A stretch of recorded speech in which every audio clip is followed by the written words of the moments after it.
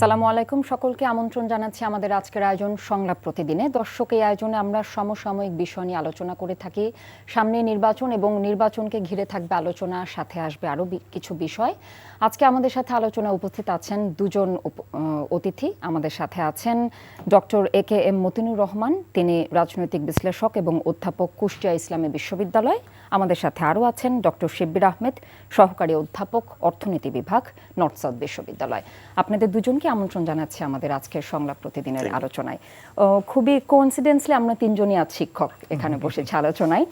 সামনে নির্বাচন চলছে, প্রচারণা আমরা দেখতে পাচ্ছি, আর খুব বেশি দিন আসলে আমাদের হাতে সময়ও নেই, 12 তারিখেই ভোট। প্রচারণা চলছে। আজ কিন্তু দুটি গুরুত্বপূর্ণ দলের প্রচারণা ছিল, একটি হয়েছে কুড়িগ্রামে, আরেকটি হয়েছে বরিশালে, ফরিদপুরেও চলছে, এখনো হয়তো শেষ হয়নি। এই যে প্রচারণার যে বক্তব্য প্রার্থীরা দিচ্ছেন, আজই যেটা হয়েছে, কিছুটা কি মনে হয় যে আসলে প্রচারণা যেমন হওয়া উচিত, প্রতিশ্রুতি দেওয়া, তার বিপরীতে কি একে অপরের ওপর কাদা ছোড়াছুড়ির বিষয়টা কি বেশি আসছে বলে মনে করেন? আমি যদি প্রথমে ডক্টর শিব্বির আহমেদের কাছে আসি, কি মনে হয় আপনার? ধন্যবাদ আপনাকে এবং আমার সহায়ককে, দর্শকদেরও ধন্যবাদ যারা দেখছেন। তো আমি যদি বলি যে নির্বাচনী কালচারের মধ্যেই যখন ক্যাম্পেইন আসবে, ক্যাম্পেইনে দুদলেই তাদের পলিসিগুলো বলবে, প্রতিশ্রুতি বলবে জনগণের কাছে, অ্যাট দ্য সেম টাইম কিছুটা পরিমাণ তার বিপরীত পক্ষে প্রতিপক্ষের সমালোচনা করবে, সেটা অস্বাভাবিক না। মোটামুটি আমরা রেঞ্জের মধ্যে ধরে নিতে পারি। তবে অন্যান্য বছরের তুলনায় বা অন্যান্য ইলেকশনগুলো যদি আমরা কম্পেয়ার করি বাংলাদেশের, সেই ইলেকশনগুলোর তুলনায় আমরা এবারের ইলেকশনটা আমাদের জুলাই বিপ্লবের পরের একটা ইলেকশন, এবং মোটামুটি আমরা এখন পর্যন্ত যা দেখছি যে একটা সুন্দর ইলেকশন হতে যাচ্ছে। বা প্রচারণার ক্ষেত্রেও আগে যত সহিংসতা হতো সেই দিক থেকে চিন্তা করলে যে রিলেটিভলি কম সহিংসতা হচ্ছে, যদিও শেরপুরে জামায়াতের একজন নেতাকে হত্যা করা হয়েছে। এটা ছাড়া আমরা এই পর্যন্ত বড় ধরনের এরকম আর সহিংসতা দেখছি না। ছোটোখাটো অনেক জায়গায় সহিংসতা হচ্ছে, বা জামাতের নারী কর্মীদের উপর হামলা হচ্ছে, এ ধরনের কিছু ঘটনা ঘটছে, কিন্তু মোটা দাগে অন্য বছরের তুলনায় মোটামুটি আমি বলবো ভালো, যেহেতু নির্বাচনের আর এক সপ্তাহের মতো সময় বাকি আছে। কিন্তু কাদা ছড়াছড়ির বিষয়টা যেটা বলছেন, এটা ট্রু। কোনো ক্ষেত্রে যেগুলো প্রতিপক্ষকে লেজিট পয়েন্টে সমালোচনা করা সেগুলো তো করবেই। কোনো ক্ষেত্রে দেখা যাচ্ছে কিছু বিষয় যেগুলো আসলে সমালোচনার মতো বিষয় না, বা অ্যাটলিস্ট বড় নেতাদের পক্ষ থেকে এগুলো নিয়ে কথা বলার বিষয় না, এ ধরনের বিষয় অনেক সময় আসছে। এটা হয়তো নেতারা ভালো বুঝবেন কেন তারা এগুলো করেন। এগুলো ইগনোর করে আমি মনে করি তাদের নিজস্ব পলিসিগুলা বলা উচিত, আসা উচিত।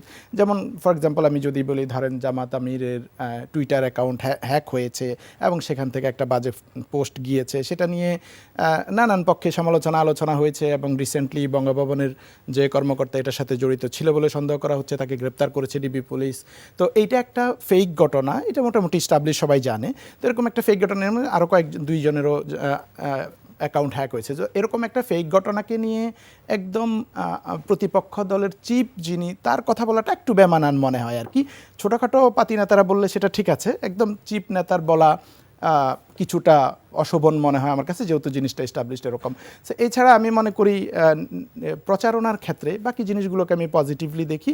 কিছু ক্ষেত্রে যেটা হয়েছে যে ভালো করে হোমওয়ার্ক না করার কারণে কিছু কথা এসেছে, যেমন তারেক রহমান সাহেব কোথাও কুমিল্লায় বলেছেন যে আমরা ইপিজেড করে দিব, অথচ কুমিল্লা 2001 সাল বা 2000 পর থেকে 20-25 বছর ধরে ইপিজেড আছে। যশোরে উনি বলছেন যে আমরা এখানে বন্ধ হওয়া চিনিকলটা চালু করব, সেটা নিয়ে আলোচনা আসছে, এখানে কোনো চিনিকলও ছিল না, এখানে বন্ধ হয়নি। তো এ ধরনের এগুলো আমার মনে হচ্ছে যারা ওনাদেরকে গাইড করছেন স্ক্রিপ্ট রেডি করার ক্ষেত্রে, তাদের ভুল হতে পারে হয়তো।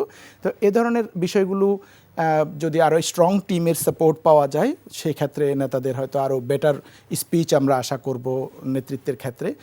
আর কিছু ক্ষেত্রে হয় যেটা, যে ফেসবুকে তো আজকাল প্রচুর ফটো কার্ড বা এটা সেটা ভুয়া খবর আসে। অনেক সময় টকশোতেও অনেক নেতারা কথা বলে ফেলেন যে ভুয়া ফটো কার্ডের উপর ভিত্তি করে। তো অনেক সময় অনেকে খুব হয়তো তাড়াহুড়ার মধ্যে থাকেন, এক নজরে দেখে আসছেন, মনে করছেন এটাই সত্য। তো এ ধরনের অনেক সময় হয় যে একটা ফটো কার্ড দেখলাম, একটা নিউজ দেখলাম, সেটা সত্য না মিথ্যা যাচাই করার দরকার নেই, আবার বলে ফেলতেছি। এ ধরনের কিছু ঘটনা ঘটেছে। তবে সব মিলিয়ে আমি যদি বলি যে প্রধান দুই দলের মধ্যে একটা হেলদি কম্পিটিশন হচ্ছে। এবং আরেকটা জিনিস এখানে গুরুত্বপূর্ণ, যে বিএনপি এবং জামাত দীর্ঘদিনের এলাই ছিল, তারা দীর্ঘদিন ধরে গণতন্ত্রের জন্য সংগ্রাম করেছে, দুই দলের স্যাক্রিফাইস ছিল এবং এখন এসে তারা দুই দল একে অপরের প্রতিপক্ষ হচ্ছে। তো আমি মনে করি এবারের নির্বাচনটা যদি একটা সুন্দর নির্বাচন হয়, সহিংসতা মুক্ত নির্বাচন হয়, যে দলেই জিতুক বেসিকলি গণতন্ত্র জিতে যাবে। যে আমরা দীর্ঘদিন নির্বাচন করতে পারি নাই, ভোট দিতে পারি নাই, ভোটের জন্য আমরা মার্চ ফর ডেমোক্রেসি পর্যন্ত করেছি বেগম খালেদা জিয়ার নেতৃত্বে।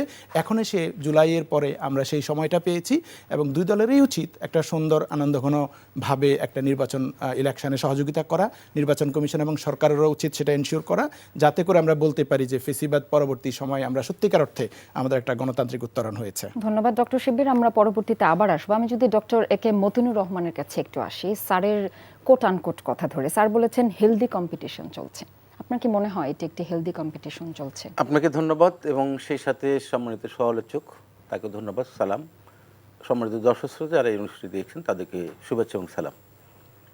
আমি জিনিসটা সাব্বির সাহেব যেভাবে দেখেছেন আমি তার সাথে অনেকগুলো বিষয়ে একমত। আমি একটু ভিন্ন জায়গায় যেতে চাই। হেলদি কম্পিটিশন এটি তো নিঃসন্দেহে পজিটিভ, ইতিবাচক। আমরা সবাই চাই একটা প্রতিদ্বন্দ্বিতামূলক মানে ক্যাম্পেইন হোক এবং ভোট হোক। আমরা প্রতিপক্ষকে কখনই যেন নেগেটিভলি আমরা উপস্থাপন না করি। আপনাকে আমি যদি একটু পেছনে যাই তাহলে দেখবেন যে বিগত 17টি বছর বাংলাদেশে আসলে গণতান্ত্রিক অগ্রযাত্রা ছিল না, এটা তো আমরা সবাই জানি। সেটি নিয়ে আমি মানে রিপিট করছি না, এটা সবাই জানি। কিন্তু প্রশ্ন হচ্ছে এই 17 বছর মাজলুম ছিল কারা? মানে একটি হচ্ছে বিএনপি এবং তার দল, বেগম খালেদা জিয়া এবং তার জ্যেষ্ঠ সন্তান এবং একজন সন্তান তো মৃত্যুবরণ করেছেন, বেগম খালেদা জিয়াও গত হয়েছেন। এবং আরেকটি যেটি বিএনপির সাথে দীর্ঘদিন তারা অ্যালাই ছিল এবং তারাও মাজলুম হয়েছেন, কোনো সন্দেহ নেই। কোশ্চেনটা হচ্ছে এই 17 বছর তো বড় একটা রাজনৈতিক দল হিসেবে বিএনপি ক্ষমতায় যেহেতু ছিল না, তো সঙ্গত কারণেই আপনি যদি তার পূর্বাপর ন্যারেটিভটা খুব দ্রুত আপনি জনগণের সামনে নিয়ে আসার চেষ্টা করেন, তাহলে তো সঙ্গত কারণেই রাজনৈতিক এক ধরনের উৎসব বা হেলদি এই পরিবেশটা থাকে না। যেমন আপনাকে একটা উদাহরণ দিই, যেটা শিবির সাহেব উল্লেখ করেছেন। মিটফোর্ড হাসপাতালের সামনে যখন একটি দুর্ঘটনা ঘটলো, একজন রাজনৈতিক নেতাকে কিছু দুর্বৃত্তায়ন যখন তাকে আঘাত করলো এবং একটা পর্যায়ে মৃত্যুবরণ করলো, তারপরে খুব দ্রুত তখন তারেক রহমান বাংলাদেশে আসেন নাই। বেগম খালেদা জিয়া আপনার তখনও চিকিৎসাধীন। আপনি দেখবেন যে শহীদ রাষ্ট্রপতি জিয়াউর রহমান, বেগম খালেদা জিয়া এবং তারেক রহমান সম্পর্কে কি বাজে ল্যাঙ্গুয়েজ দিয়ে বাংলাদেশে মিছিল হয়েছে। এটা ফ্যাসিস্টটা করে নাই, কিন্তু এটা কেউ না কেউ করেছে, আমরা জানি কারা করেছে। তো এইরকম ভাষা যখন আপনি প্রয়োগ করেন, আমি তো মনে করি যে বৃহৎ একটি রাজনৈতিক দলের প্রধান নেত্রী এবং নেতা তারা অনেক সহনশীলতার পরিচয় দিয়েছেন। এটি কিন্তু যাত্রা শুরু হয়েছে। আপনি যদি অতি সম্প্রতি খেয়াল, আমি ওখান থেকে আরেকটু দূরে চলে আসি, আপনি যদি অতি সম্প্রতি দেখেন, সেটি হচ্ছে যে এই দলকে ফ্যাসিস্ট বিগত 17 বছর যে ন্যারেটিভগুলো তৈরি করে জনগণের কাছে মিথ্যা প্রপাগান্ডা প্রচার করেছে, ঠিক ওই ন্যারেটিভটা কিন্তু নতুনভাবে আরেকটি রাজনৈতিক দল এখন জনগণের কাছে উপস্থাপন করছে। তাহলে কি ফ্যাসিস্টের পুনরাবৃত্তি হচ্ছে? না, করছে। এখন তার মানে আপনি ঘায়েল করতে চাচ্ছেন এবং সেটা ফ্যাসিস্টের কায়দায়, মানে ফ্যাসিস্ট যে ন্যারেটিভ নিয়ে আসছে ওই ন্যারেটিভে আপনি নিয়ে আসার চেষ্টা করছেন। আমরা 5 অগাস্টের পর, জুলাই আগস্টের পরে আমাদের প্রত্যাশা ছিল যে রাজনীতিতে একটা ইতিবাচক পরিবর্তন হবে এবং সেই পরিবর্তনটা হবে আপনার এক ধরনের হেলদি কম্পিটিশন হবে। কে জনগণের কাছে যাবেন, আস্থা অর্জন করবেন, জনগণের মতামত নেবেন, জনগণের সমর্থন নেবেন, এটা আমরা এক্সপেক্ট করেছি। কিন্তু আমরা দৃশ্যপটে সেই জিনিসটি দেখছি না। উনি বলেছেন যে হেলদি, এখনো পর্যন্ত ব্যাপক বিপর্যয় হয়নি, সত্য। এবং হাদির যে হত্যার ঘটনা, এরপরও কিন্তু আমরা দেখেছি যে কি দুর্বিষহ একটা বিভৎস চিত্র তৈরি করা হয়েছে। কারণ হাদি মানে অপ্রত্যাশিতভাবে তাকে হত্যা করেছে, যেটা তো বাংলাদেশের মানুষ প্রত্যেকটি, আমরা নিজেরা এর সাথে সম্পৃক্ত থেকেছি। কী কারণে আমরা এটা কখনোই প্রত্যাশা করি না, 5ই আগস্টের পরে কোনো হত্যাকাণ্ডে আমরা প্রত্যাশা করি না। কিন্তু তারপরে যে ঘটনা ঘটেছে, আপনি দেখবেন যে 5 আগস্টের পর থেকে বাংলাদেশের ইলেকশন নিয়ে বা এই যে প্রফেসর ইউনূসের নেতৃত্বে যে সরকার, মানে এটিকে রাখা এবং নির্বাচন না হওয়া নিয়ে একদম ডে ওয়ান থেকে কিন্তু ষড়যন্ত্র হয়েছে, একটার পর একটা ইস্যু তৈরি করা হচ্ছে। তার মানে তাকে আগামী 5 বছর রাখা হোক অথবা আজীবন রাখা হোক অথবা এরকম হয়েছে। আমি এই জায়গাতে যেটা বলতে চাই, ওকে এখন যদি আমি মনে করি যে এর সব কিছু মিলিয়ে যেহেতু 12 তারিখে ডেট ঘোষণা হয়েছে, আমি আমার বিশ্বাস যে 12 তারিখে ইলেকশন হবে এবং সেই ইলেকশনটা প্রতিদ্বন্দ্বিতাপূর্ণ হোক এবং সুষ্ঠু হোক, নিরপেক্ষ হোক, অংশগ্রহণমূলক হোক, এটা জনগণ হিসেবে আমাদের চাওয়া। কিন্তু দুঃখজনক হচ্ছে যে আপনি যেটা সিদ্দিক সাহেব উল্লেখ করেছেন, দেখুন এটা ঠিক যে রাজনৈতিক একেবারে চূড়ান্ত পর্যায়ের নেতৃত্ব থেকে যখন অপ্রত্যাশিতভাবে কিছু শব্দ ব্যবহার হয় সেটি সাধারণ জনগণকে আহত করে, সত্য। ধরেন আমার এই শব্দটি আপনার কাছে মনে হচ্ছে আহত হয়েছে, কিন্তু এই শব্দটা চয়নটা তো ব্যবহার হয়েছে কোন জায়গা থেকে, কোনো একটা জায়গা থেকে স্টার্ট হয়েছে। তারপরে কিন্তু আপনার এই শব্দ চয়নের প্রেক্ষিতে কিন্তু আমি এটাকে রিয়াকশন শো করেছি। আপনি জামাত ইসলামের আমির রংপুরে একটি জনসভায় ওই যে বসন্তের কোকিল কুহু কুহু ডাক, তাই না, এটা উনি বলেছেন না একটা জনসভায় তারেক রহমানকে উদ্দেশ্য করেই। উনি আরেকটা হচ্ছে নতুন মুফতি এসেছেন ফতুয়া দিয়েছেন, শব্দগুলো ব্যবহার করা হচ্ছে। এখন একজন মুসলমান আবার হিসেবে আজও বলা হচ্ছে যে মা বোনদের নিরাপত্তা দিবে, জালেমের উৎপত্তি হয়েছে, এমনও তাকে কেন্দ্র করেও আছে। আমি আপনাকে বলি, আপনি দেখুন, আপনি যেটা আমি বলতে চাচ্ছিলাম সেটা হচ্ছে যে এই যে কথাগুলো, এই কথাগুলো তো আহত করে মানুষকে। আপনি একজন মুসলমান হিসেবে আমি বিসমিল্লাহ বলবো, আল্লাহর নাম নিব, ইনশাআল্লাহ বলবো, এটা তো একজন মুসলমানের মানে বিশ্বাস, আল্লাহর প্রতি তার অগাধ বিশ্বাস। আরেকটি দেখেন, এক জালেমকে সরিয়ে আরেক জালেমকে বসানোর জন্য এই আন্দোলনটি হয় নাই, এক ফ্যাসিস্টকে সরিয়ে আরেকটি ফ্যাসিস্টকে বসানোর জন্য আন্দোলন হয় নাই। এবং এই কথাগুলো তার মানে বিগত 17 বছর নিশ্চয়ই বিএনপি বা তার দল ক্ষমতায় ছিল না, এবং বিগত দিনে বিএনপি যখন ক্ষমতায় ছিল তখন বিএনপি ফ্যাসিস্ট ছিল না। বিএনপি রাষ্ট্র ক্ষমতায় থাকার সময় ভুল ত্রুটি প্রত্যেকটি রাজনৈতিক দলে প্রত্যেকটি রাষ্ট্র ক্ষমতা থেকে থাকবেই। এটি যে আপনি মানে সব কিছু যে সুন্দরভাবে চলেছে এমনটি না, কিছু কিছু জায়গায় ব্যর্থ থাকবে। কিন্তু আপনি যেভাবে এই দলটাকে যে পর্যায়ে জনগণের কাছে উপস্থাপন করার চেষ্টা করছেন, তো সুতরাং সেটা তো মানুষের কাছে ক্লিয়ার। আপনি যেটা বলা হচ্ছে দীর্ঘদিন যাবৎ দেখেন কষ্টটা হচ্ছে এই জায়গায়। আমি কিন্তু বারবার একটা জিনিস বলি, সেটা হচ্ছে জনগণের কাছে যাওয়ার জন্য আপনি রাজনৈতিকভাবে বিভিন্ন কৌশল অবলম্বন করা যেতে পারে, এটা রাজনৈতিক দল করবেই, কিন্তু সেটা যদি কূটকৌশল হয় তাহলে তো খুব দুঃখজনক।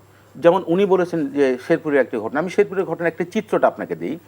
আমরা নিজে এটা প্রত্যক্ষ করেছি, যখন শেরপুরে এই নির্বাচন যারা ইওনো এবং ডিসি সাহেব যখন যারা প্রতিদ্বন্দ্বী প্রার্থী তাদের উদ্দেশ্যে যে কথাটি বলার চেষ্টা করা হচ্ছে সেটি হচ্ছে যে 2টার সময় তাদের একটা প্রোগ্রাম, যেটি প্রশাসন থেকে তাদেরকে ব্রিফ করা হবে। দেখা গেল 12টার সময় সকল চেয়ার আগে থেকেই আপনার অকুপাই হয়েছে। তখন তারা বললেন যে এরা যখন বিএনপি থেকে গিয়েছে তখন দেখা গেছে বসার জায়গা না, ওনারা অনুরোধ করছে আপনারা একটা সাইড ছেড়ে দেন, ওনারা বসবেন। ওনারা এটা নিয়ে কিন্তু দ্বন্দ্বটা শুরু হচ্ছে। তারপর আমরা যেটা দেখেছি মিডিয়ার মাধ্যমে, সেটি হচ্ছে বিএনপির একজন ব্যক্তি জামাত ইসলামের যিনি নেতা ছিলেন তাকে অনুরোধ করেছেন, তার পা পর্যন্ত জড়ায় ধরার চেষ্টা করেছেন। অনুরোধ করার পরে প্রশাসন থেকে বলা হয়েছে যে আপনার এই জায়গা থেকে বিরত থাকেন, যাতে নিরাপদ একটা জায়গায় উভয় দলই অবস্থান নেয়। তারপরেও কিন্তু এই ঘটনাটি ঘটেছে। তার মানে এর ঘটনাটি আপনি দেখবেন যে ঘটনাটির নেপথ্যের যে কারণ, তারপরে জনাব তারেক রহমান রংপুরে অ্যাড্রেস করেছেন যে অনেকে কিন্তু এই ঘটনার জন্য যেই দায়ী হোক না কেন সরকার এ ব্যাপারে পদক্ষেপ নেবে, দল থেকে সহযোগিতা করা হবে, যারা একেবারে গিল্টি তাদেরকে আইডেন্টিফাই করার জন্য। দল তো এটাকে অ্যাড্রেস করেনি।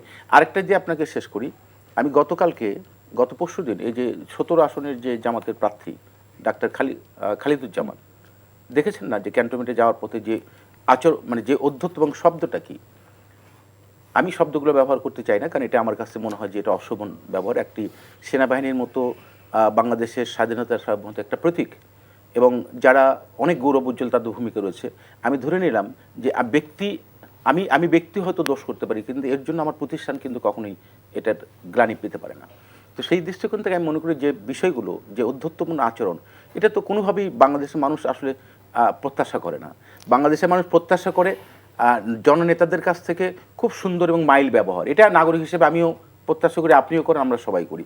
তো সুতরাং এই জিনিসগুলো আমার মনে হয় যে নির্বাচন যে পরিমাণে উৎসবমুখর পরিবেশ হওয়া উচিত, যেটা বিগত দিনে আমরা যেহেতু 17 বছর নির্বাচন থেকে বিচ্ছিন্ন ছিলাম, আমি ধরে নিলাম আমাদের রাজনৈতিক কালচার ওভারনাইট হয়তো অনেক কিছু পরিবর্তন হয় নাই, কিন্তু আমাদের যে জুলাই আন্দোলনে যারা শহীদ হয়েছে, যাদের জীবনের বিনিময়ে কিন্তু আমরা একটা ফ্যাসিস্ট মুক্ত দেশ পেয়েছি, আমাদের রাজনীতির নেতৃবৃন্দ এই শিক্ষাটা আমাদের গ্রহণ করা উচিত যে আমরা আসলে সামনের দিকে অগ্রসর হতে চাই ইতিবাচক দৃষ্টিভঙ্গি নিয়ে, যাতে জনগণ আমাদের উপর আস্থা নিরাপদ মনে করে। কারণ আমরা তো রাজনীতিবিদদের কাছ থেকে নিরাপত্তা চাই, তাদের সুন্দর ব্যবহার চাই।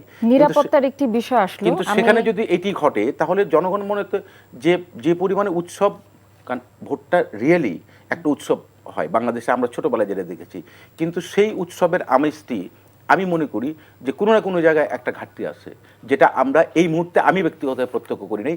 তারপরও মনে করি আমি ওনার সাথে এই জায়গাতে একমত যে একটা হেলদি পরিবেশ বিচ্ছিন্ন হবে হয়তো কিছু ঘটলেও এটি আছে, এবং আমি চাই যে এটি আরো উত্তরোত্তর সামনের দিকে সমৃদ্ধ হোক। ধন্যবাদ এটি ডক্টর আমাদের মতিনুর। প্রত্যাশা। আমাদের সময় খুব অল্প, আমি ডক্টর জি, শিবিরের কাছে একটু আসতে চাচ্ছি। স্যার বলছিলেন নিরাপত্তার নিশ্চিতের বিষয়টি, কিছুদিন আগে না, গতকালই জামাতে আমিরের এক্স অ্যাকাউন্ট হ্যাকের ঘটনায় বঙ্গভবনের এক কর্মকর্তাকে গ্রেফতার করা হয়েছে। বলা হচ্ছে উনি অ্যাকাউন্ট হ্যাক করে এটার সাথে জড়িত ছিলেন। যাদের উচিত এখন নিরাপত্তা নিশ্চিত করা সরকারের পক্ষ থেকে, যেহেতু অন্তর্বর্তী সরকার ক্ষমতায় আছেন, সেই এরিয়া থেকে যদি এমন কোনো ঘটনা ঘটে, এটা নিরাপত্তা কিভাবে নিশ্চিত করে? এই জিনিসটাকে কিভাবে দেখছেন? এটা খুবই ক্রিটিক্যাল একটা কোশ্চেন, যে এটা থেকে যেমন বিএনপি এবং জামায়াত এবং এনসিপি থেকে কিছু অভিযোগও করা হয়েছিল যে প্রশাসনের কোনো একটা পক্ষ কোনো একটা দলের পক্ষপাতিত্ব করছে, অথবা প্রশাসনের মধ্যে কারো কারো কাছে মনে হচ্ছে যে কোনো একটা বিশেষ দল ক্ষমতায় চলে আসবে, সো আগে থেকেই তাদের সাথে এক ধরনের পক্ষপাতিত্ব করা বা সম্পর্ক বৃদ্ধি করা, নানানভাবে সহযোগিতা করার মাধ্যমে, যেহেতু আমরা 15 বছর ফেসিবাদী একটা শাসনের মধ্য দিয়ে গিয়েছি, আমাদের প্রশাসন যন্ত্রও কিন্তু সরকারের সাথে এলআই থেকে সুযোগ সুবিধা না, ইভেন মিডিয়াতেও এ ধরনের কালচারের মধ্য দিয়ে আমরা গিয়েছি। তো এইটা কিছু প্রশাসনের মধ্যে কিছুটা তৈরি হয়েছে বলে জামাত বা এনসিপি থেকে অভিযোগ করা হয়েছে। তো এটা যদি একটা এক্সাম্পল ধরেন, আমি দুটো এক্সাম্পল এখানে নিয়েছি, এটা একটা এক্সাম্পল যে খোদ বঙ্গভবনের কোনো একজন স্টাফ এ ধরনের হ্যাকিংয়ের সাথে সম্পৃক্ত আছেন বলে অভিযোগ উঠছে। এবং মতিন ভাই ডাক্তার খালেদুজ্জামানের ভিডিওটার কথা বললেন, এই ভিডিওটা আপনি যদি লক্ষ্য করেন মাসখানেক আগে এই ঘটনাটা ঘটেছে। ভিডিওতে আচরণ নিয়ে কী হয়েছে আমি সেই বিতর্কে যাচ্ছি না, তার কি ফ্রাস্ট্রেশন ছিল সেগুলো নিয়ে আমি যাচ্ছি না। আমি বলতে চাই যে এই যে ধরেন ভিডিওটা প্রকাশ হলো, এটা বডি অন ক্যামেরায়, যে সেনাবাহিনীর কোনো সদস্যের বডি অন ক্যামেরায়, ওখানে কোনো থার্ড পার্টি ছিল না, তিনি রেকর্ড করেছেন, এবং রেকর্ড করার পরে 1 মাস পরে সেটা তারা পাবলিশ করেছেন। তারা পাবলিশ করেন নাই, থার্ড পার্টি কাউকে একজনকে দিয়েছেন। এটা ডেভেলপ কান্ট্রিগুলোতে হয়, পুলিশের বডি অন ক্যামেরা থাকে, কোনো একটা ইনসিডেন্ট ঘটে তারা প্রেস ব্রিফিং করে অনেক সময় সেগুলো পাবলিকলি প্রকাশ করেন দরকার যদি হয়। সেটা যদি সেনাবাহিনী একটা সংবাদ সম্মেলন করে তাদের কোনো ভায়োলেশন হয়েছে এটা বলে প্রকাশ করতেন তাহলে এক ব্যাপার ছিল, কিন্তু এইটা থার্ড পার্টি একজনকে দেয়া হলো, এবং কখন দেয়া হলো? ইলেকশনের আগে। আর সেই আসনে প্রার্থীকে, সে আসনে বিপরীতে তার প্রতিপক্ষ হচ্ছে জনাব তারেক রহমান সাহেব। তার মানে হচ্ছে এখানে যে একটা পলিটিক্যাল ইন্টারেস্ট থেকে প্রতিপক্ষ প্রার্থীকে, তারেক রহমান সাহেবকে একটা পলিটিক্যাল ফেভার দেওয়ার জন্য খোদ সেনাবাহিনী থেকে বা প্রশাসনের পক্ষ থেকে, আর্মি প্রশাসনের পক্ষ থেকে এটা সাপ্লাই দেওয়া হয়েছে, আদারওয়াইজ তো থার্ড পার্টি কারো পাওয়ার কথা না। আরেকটা ঘটনা আপনি দেখবেন যে বিএনপির একজন ক্যান্ডিডেট বলছেন যে আমাদের যে ক্যান্ডিডেট সিলেকশন হয়েছে এটা পুলিশ, ডিজিএফআই এবং এনএসআই 3টা সংস্থার সার্ভের ভিত্তিতে এবং বিএনপি নিজস্ব সার্ভের ভিত্তিতে এই প্রার্থীগুলো সিলেকশন করা হয়েছে। তার মানে দেখেন, বিএনপি যদি তার প্রার্থী সিলেকশন করার জন্য সার্ভে করে, দ্যাটস ফাইন, ডেফিনেটলি করবে দলের পক্ষ থেকে, কিন্তু পুলিশ, এনএসআই, ডিজিএফআই তো বিএনপিকে সার্ভে করে বলে দিবেন আপনার এই প্রার্থী জনপ্রিয়, তাদেরকে আপনি ক্যান্ডিডেট করেন। তার মানে এটাও একটা অভিযোগ যে প্রশাসনের একটা অংশ বা কেউ বিএনপিকে বিভিন্নভাবে সমর্থন দিচ্ছে, যেটা আমি মনে করি একটা ফেয়ার ইলেকশনের জন্য একটা থ্রেট। এটা হওয়া উচিত না ফেয়ার ইলেকশনের জায়গা থেকে। এটা কি বিএনপিকে সমর্থন করারই একটা অংশ, যে আইডি হ্যাকটা আপনি বলতে চাচ্ছেন? আমি ডেফিনেটলি এই সময়ে কি, যেমন ধরেন জামায়াতের আমিরের আইডিটা হ্যাক করে কি করা হয়েছে, যে নারীদের ব্যাপারে একটা অশ্লীল কথা বলা হয়েছে। দেখেন, এটা একটা শয়তানও বিশ্বাস করবে না যে জামায়াতের আমির কর্মজীবী নারীদেরকে বেশ্যা বলবেন, কারণ জামায়াতের আমিরের ঘরেই 3জন কর্মজীবী নারী, ওনার ওয়াইফ ডাক্তার, 2 মেয়ে ডাক্তার, 3জন ডাক্তার কর্মজীবী। জামাতের নায়েবে আমি ডাক্তার আবদুল্লাহ তাহিরের ওয়াইফ ডাক্তার, উনি একটা মেডিকেল কলেজের ডিপার্টমেন্টের হেড, এবং ওনার 3 মেয়ে হাইলি প্রফেশনাল এবং জব করছেন, কর্মজীবী নারী। জামায়াতের এই নারী উইংয়ের মধ্যে অসংখ্য কর্মজীবী নারী, ডাক্তার, ইঞ্জিনিয়ার এরকম। সো জামায়াত নারী কর্মজীবী নারীকে প্রস্টিটিউট বলবে বা সামথিং এরকম খারাপ কথা বলবে, এইটা কোনো শয়তানও বিশ্বাস করবে না। কিন্তু এটা ইন্টেনশনালি তৈরি করা হয়েছে ইলেকশনের আগে আইডি হ্যাক করে, কারণ এইটা পলিটিক্যাল ক্যাম্পেইনের পার্ট হিসেবে তারা করেছে, যদি এটা ইভিল ক্যাম্পেইন স্ট্র্যাটেজি, যেটা করা হয়েছে যে নারীদের সারা দেশে নারীরা জামায়াতের পক্ষে ঝুঁকছে বা ক্যাম্পাসগুলোতে নারীরা জামায়াতকে ভোট দিচ্ছে, এই একটা জোয়ার তৈরি হয়েছে তরুণ এবং নারীদের মধ্যে।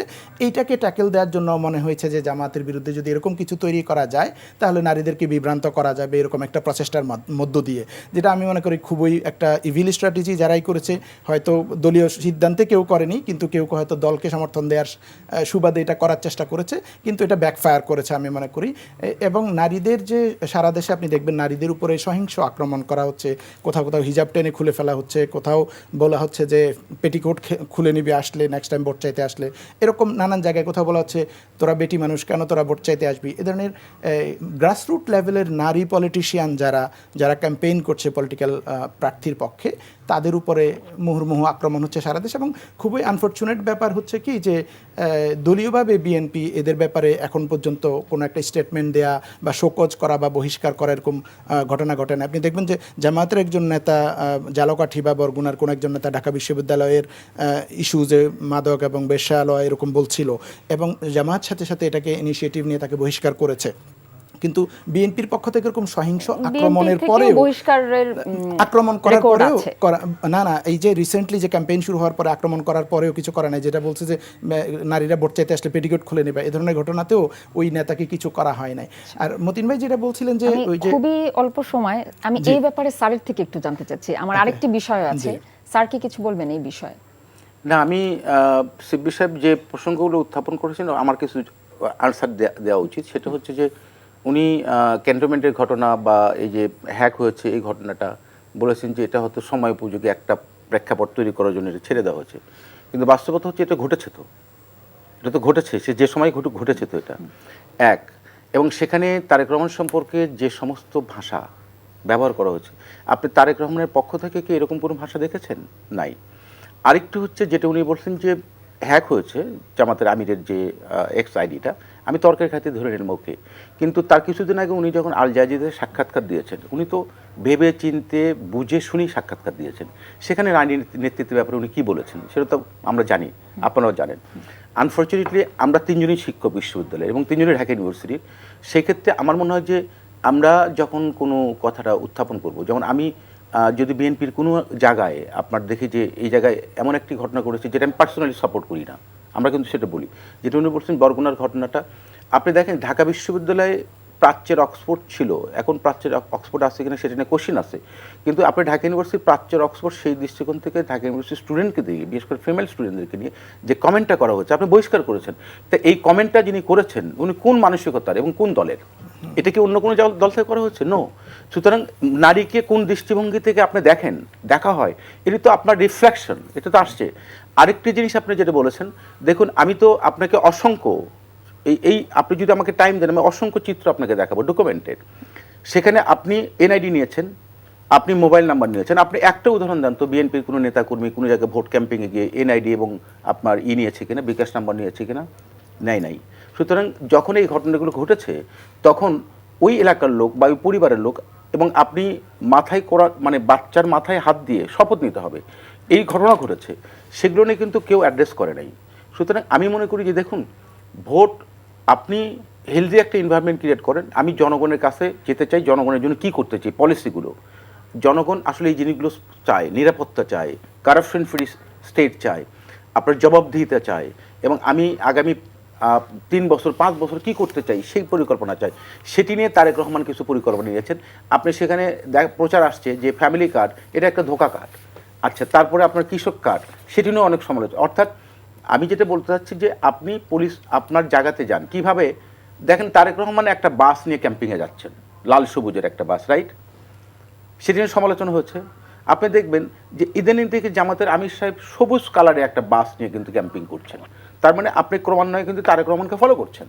এবং ফ্যামিলি কার্ড দিয়েছেন, আপনি ফার্মার্স কার্ড দিয়েছেন, তারপরে তারা আবার হেলথ কার্ড ইস্যু নিয়ে আসছে, তার মানে ক্রমান্বয়ে আপনি ফলো করছেন। আমার কথা এই যে ফলোটা, আমি এটা ইতিবাচকভাবে দেখি, অর্থাৎ প্রতিযোগিতা চলতেছে, পজিটিভ চলুক, সেটা আমি চাই। কিন্তু আপনি একটা ভালো পদক্ষেপ নিলেই আপনি সেটাকে সমালোচনা করবেন, এই সমালোচনার জন্য, এটা তো অ্যাটলিস্ট এই মুহূর্তে আমরা চাই না। তো আমার মনে হয় যে এই কথাগুলো ধরেন যে আমরা দিন শেষে জাজমেন্ট তো জনগণই করবে, এবং জনগণের কাছে, কারণ এই দলটি আমি মনে করি যে যেমন কাল পরশুদিন আপনি দেখেন চট্টগ্রামে জামাতের আমির সাহেব কি বলেছেন, অলি আহমেদ কি করেছেন, স্বাধীনতা ঘোষণা দিয়েছেন। তার মানে আপনি এর আগে ফ্যাসিস্টরা কি করেছে, ইতিহাস নতুন করে তৈরি করেছে, এখন নতুন করে যেটা কর্নেল অলি সাহেব নিজে বলেছেন যে আমি তার পাশে ছিলাম, উনি রিভোল্ট করেছেন, উনি ড্রাফট করেছেন, উনি এটা ঘোষণা দিয়েছেন, এবং তার সাথে ওই সময়ের রাজনৈতিক নেতা হিসেবে শেখ মুজিবুর রহমানের নামটি আসছে, উনি বলেছেন যে তার পক্ষ নিয়ে। এখন নতুন করে আমরা জানলাম কি কর্নেল অলি সাহেব স্বাধীনতা ঘোষণা দিয়েছেন। এখন এর দেখা হলে 1 বছর পরে আবার নতুন কারো নাম শুনবো। সময় চলে এসেছে। এই যে কথাগুলো, আরেকটি বিষয় হাতে আছে, এই যে বিভ্রান্তিগুলো, এটা জনগণকে তো বিভ্রান্তি করা, এটা তো প্রতিষ্ঠিত সত্য। এর আগে তো শেখ হাসিনা বলেছে জিয়াউর রহমান পাকিস্তানের চর ছিল, তাই না? বলছেন যে উনি নিজেই রাজাকার ছিল। তো সুতরাং এই কথাগুলো আমরা তো দায়িত্বশীল কোনো রাজনৈতিক দলের কাছ থেকে প্রত্যাশা করি না। একদম 1 মিনিটে আমি আরেকটা বিষয় আনতে চাই স্যার দুজনের কাছে। গণভোট নিয়ে সরকারি বেসরকারি বিশ্ববিদ্যালয় এখন মতবিনিময় সভা করছে প্রচারণার জন্য। খুবই শর্ট করে শুনবো, আমি যেহেতু দুজনেই বিশ্ববিদ্যালয়ের শিক্ষক আছেন, এই কারণে এটিকে একটু দেরি হয়ে গেল না? আর একটু আগে থেকে কি এই জিনিসটা করলে ভালো হতো? একেবারে আমার হাতে খুব কম সময়, আমি আপনাকে দিয়ে শুরু করব, স্যারকে দিয়ে শেষ করব। দেখুন, গণভোটের প্রসঙ্গ নিয়ে ডে 1 থেকে কিন্তু বিএনপি মহাসচিব স্টেটমেন্ট দিয়েছেন, এবং স্থায়ী কমিটির সদস্য সালাউদ্দিন সাহেব স্টেটমেন্ট দিয়েছেন। প্রচারের বিষয়টিকে আরো আগে থেকে শুরু করা উচিত ছিল। এবং কিছুদিন আগে তারেক রহমান অ্যাড্রেস করেছেন। কেন? কারণ এটি নিয়ে একটা ন্যারেটিভ তৈরি করার চেষ্টা করা হচ্ছে যে বিএনপি গণভোটের চায় না, রাইট? কিন্তু এটা কিন্তু ডে 1 থেকে তারা বলেছে। তারপরে সালাউদ্দিন সাহেব বলেছেন, লাস্টে রংপুরে তারেক রহমান সাহেব নিজে অ্যাড্রেস করেছেন। এটা কেন বাধ্য হয়েছেন উনি করতে? এখন আমি জানি যে জুলাই সনদে যখন বিএনপি এগ্রি করেছে, এবং অনেকগুলো বিষয় কিন্তু বিএনপি এগ্রি করে নাই, কেন? সেগুলো নিয়ে অনেক বড় আলোচনা আছে। তার মানে সব বিষয়ে আপনি এগ্রি করবেন না, কিন্তু মৌলিক জায়গাগুলোতে বিএনপি অ্যাড্রেস করেছে, এগ্রি করেছে। তার মানে এগ্রি যখন করেছি, তার মানে আমি হ্যাঁ ভোটের পক্ষেই, এবং সেটা তো অ্যাড্রেস করা হচ্ছে। হ্যাঁ ভোটের পক্ষে। স্যার যদি কিছু বলেন। নিশ্চিতভাবে বিএনপি হ্যাঁ ভোটের পক্ষে। বিএনপি হ্যাঁ ভোটের পক্ষে। আমি শুধু এটাই জানতে চাচ্ছি যে প্রচারণা এখন চলছে, এটাকে আরেকটু আগে থেকে শুরু করা উচিত ছিল। ডেফিনেটলি আরো আগে থেকে, যেমন সরকারের পক্ষ থেকে করা হচ্ছে এবং জামাত এনসিপির পক্ষ থেকে আগে থেকেই করা হচ্ছে। বিএনপি দেরিতে হলেও শুরু করেছে, এবং তারেক রহমান সাহেব 1 মাস পরে হলেও উনি সরাসরি হ্যাঁ ভোটের পক্ষে কথা বলেছেন। এটা খুবই পজিটিভ সাইন। যদিও বিএনপির গ্রাসরুট লেভেলে অনেকেই না ভোটের পক্ষে ক্যাম্পেইন করেছিল শুরুর দিকে। আমি মনে করি শুরুর দিকে ভুল বোঝাবুঝি থাকতে পারে, এখন যেহেতু দেরিতে হলেও হ্যাঁ ভোটের পক্ষে বলছে, আমি এটাকে পজিটিভ দেখি। হ্যাঁ ভোট আমাদের জিততে হবে, জুলাইয়ের আকাঙ্ক্ষা বাস্তবায়ন করতে হলে। আমি জাস্ট স্বাধীনতার ঘোষক পয়েন্টটা একটুখানি বলি। এটা আসলে খুবই সিলি একটা বিতর্ক তৈরি হয়েছে। আসলে জামাতের আমির কর্নেল অলি আহমদকে স্বাধীনতার ঘোষক বলেন নাই, কর্নেল অলি আহমদ নিজেও স্বাধীনতার ঘোষক দাবি করেন নাই। উই রিভোল্ট কথাটা নিয়ে বলা হয়েছে, আসলে উই রিভোল্ট অর্থ স্বাধীনতার ঘোষক না। এমন হচ্ছে এটা যারা বিতর্কতা করছেন তারা আসলে প্রেসিডেন্ট জিয়াউর রহমানকে অসম্মান করা হচ্ছে।